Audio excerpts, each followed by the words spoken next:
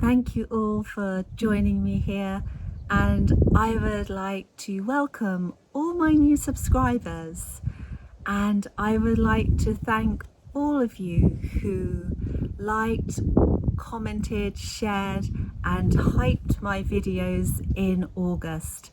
It was one of my best months ever, and I am now nearly at 10,000 subscribers, and this is going to be a big occasion in my YouTube journey.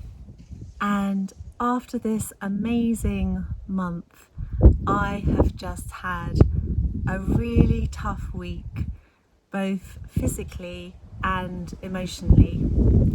And yes, even here at Dream Life Portugal, life can be bittersweet. Two of my biggest desires for happiness in life, love and health, have been hit hard. So this isn't me complaining. This is me sharing the realness of my life. And I could have chosen not to make a video this week and just disappeared, but I have chosen not to isolate myself. So, what happened?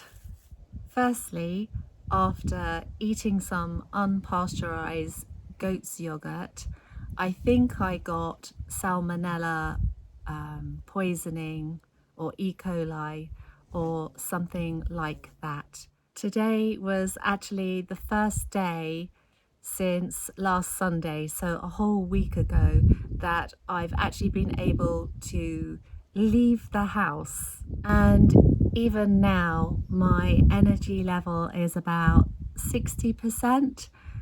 And what this has meant that I just haven't been able to do anything physically this week. And secondly, it's been a very emotional week in my relationship with Georges. I don't want to share any details about it, but it was a week in which I needed to focus on myself, to give myself lots of self-care and gratefully receive loving support from special friends. This last week has shown me that when life stops you suddenly in your tracks, that it's important to take time to slow down, to just be, to show ourselves love and compassion. And I am so grateful that I am living a life where I am able to do just that. I love my life here, and I will continue every day working towards my vision, doing my best. One of my jobs on my to-do list this week is to saw up these pieces of, actually they're eucalyptus, pieces of wood that I have, to make it into smaller pieces like I have already done in the wheelbarrow, ready for the fire. And the other job that I did was over here in the woodshed. I've cleared it up and made a lot of space here for a new delivery of wood, but I want to wait until the temperature drops a bit, because we are still in fire season, although the temperature now is just high 20s. It's going to go back to the 30s again, I think, in a few days' time. So yeah, I'm out of safety. I want to wait. And so yes, I've organised the wood that we had left over from last year's delivery. And then in here we've got all the other sizes of wood and kindling. So I have plenty of kindling and smaller pieces of wood here for having some nice fires during the winter months.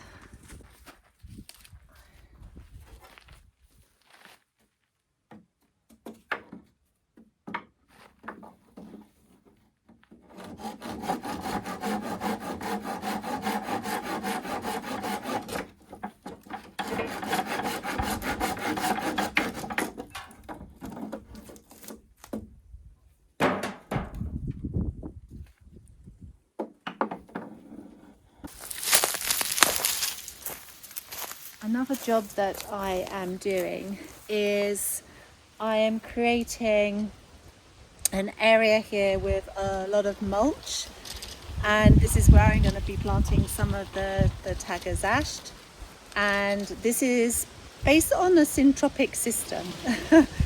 And so the idea is that you don't have to water so much because the mulch keeps the soil underneath wet and damp, so everything has access to water. Obviously we haven't had any rain yet, so I am just preparing this area, and yeah, once the rains come, then this area will get nice and wet, and then I'll plant some Exhaustion along this area here. And so I'm just going to take some of this, the beans that never did anything this year because I planted with them the sunflowers. Whoever said that about planting beans and sunflowers together was right. Won't be doing that next year. So I'm just going to chop all of this down and lay it down here so there's more mulch here.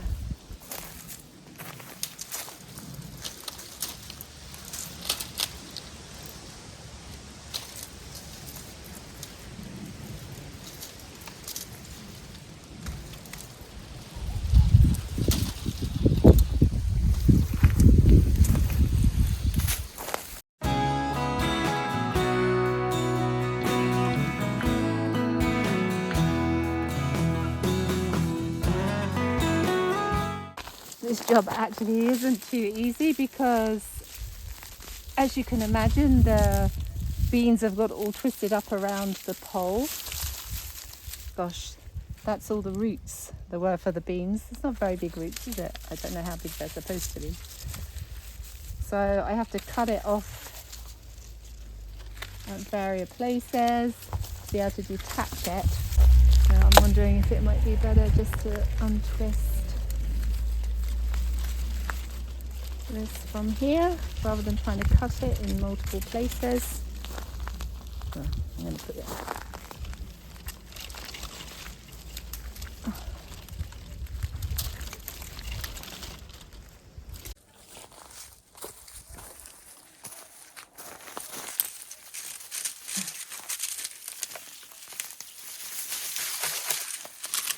And sunflowers. Oh, so that's quite easily. Oh, this is part of the same one, I think.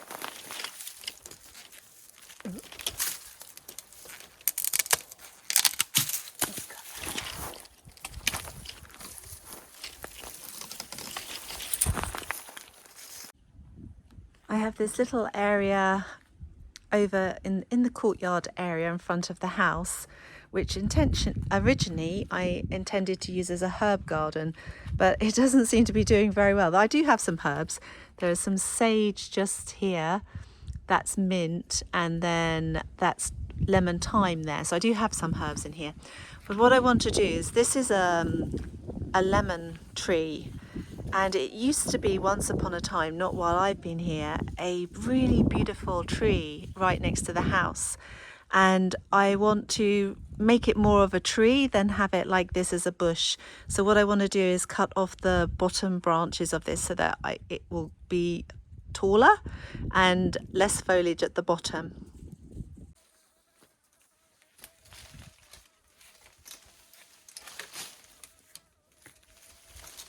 It's actually really prickly, this one as well. It has these awful thorns on it. Can you see? They're really horrible.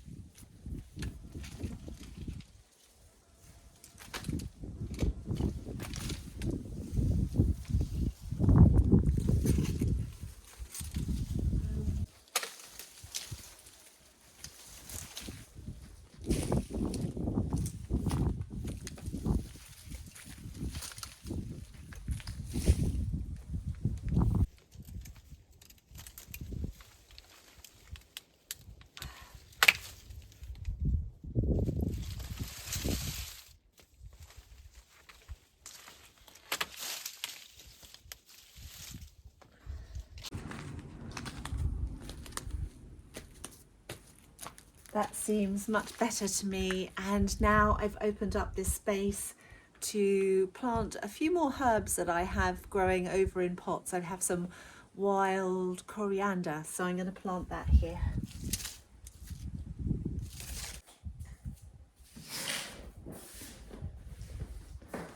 I just received a package from Birdfy, and it is a smart bird water station which has a inbuilt camera to photograph the birds and send it to an app. This video is not me promoting the product. I will be doing that in another video, but it's just to show you that I've received this product and I am going to set it up somewhere out on the land somewhere and see what images and what birds we can capture those images of. So I'm really excited for this. So I'm going to set it up and then go and find the place to put it.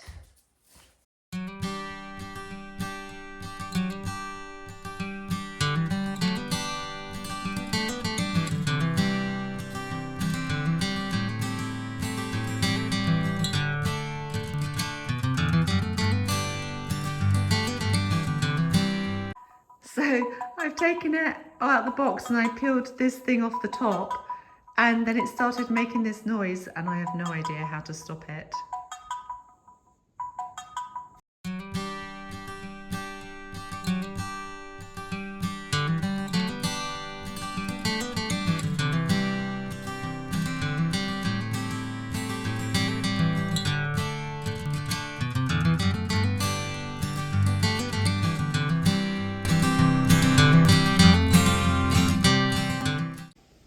I decided to put the bird water bath down here with the pear trees at the very end of the field, so it's just sitting there at the moment.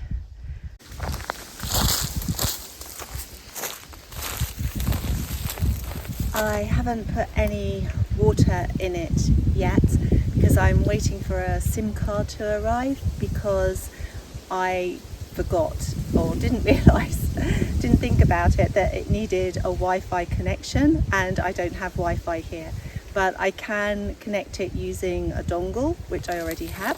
So I've ordered a SIM card and that should arrive during the week, and once that arrives then I'm going to set it up, put the water in, and then we will see what birds come here to take a bath and to drink.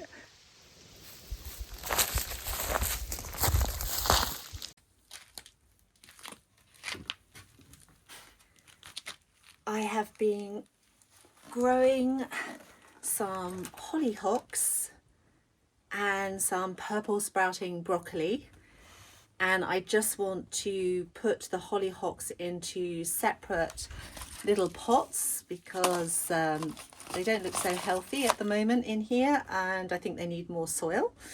And I also need to get the purple sprouting broccoli into the vegetable garden as well. So my energy is really low at the moment, and this little simple job here is just what I need in this moment.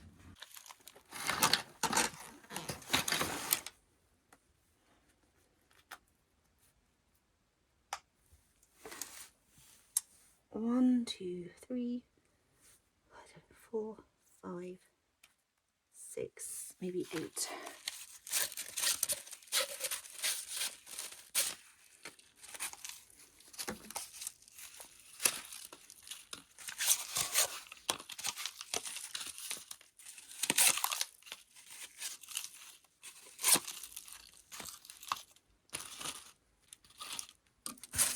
First, a little bit of dry leaves.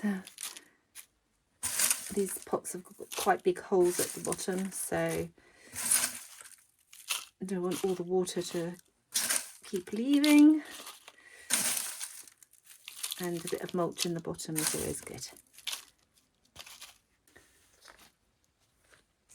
I have a mix of soil here, so It's got compost and soil in it.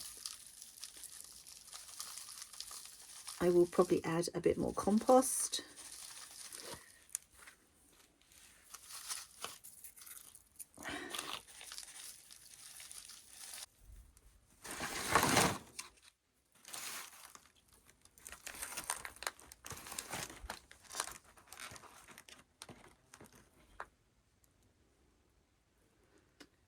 Okay, so the root system hasn't come to the bottom. Oppa, whoops, that's not really what I wanted, but now I've done that, I'm going to separate these two. Okay.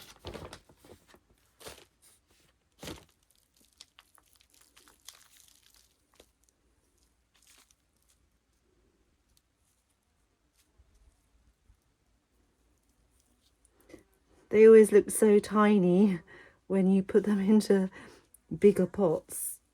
Trying to help you. You're not.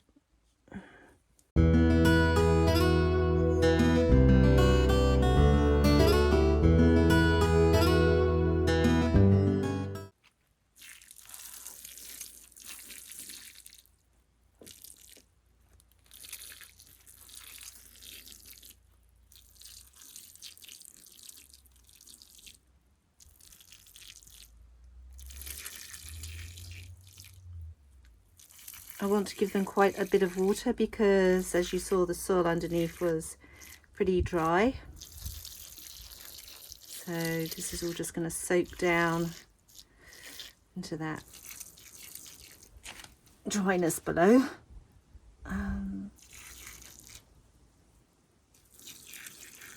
Okay. And then, last but not least, we'll put some mulch. This mulch is actually from the olive trees, olive branches, and it seems to work pretty well on the pots to keep the soil underneath moist. So that means instead of, you know, if they were left bare, I'd be having to water them every day. I probably will water these every day for a few days, but then after that they don't need to be watered every day.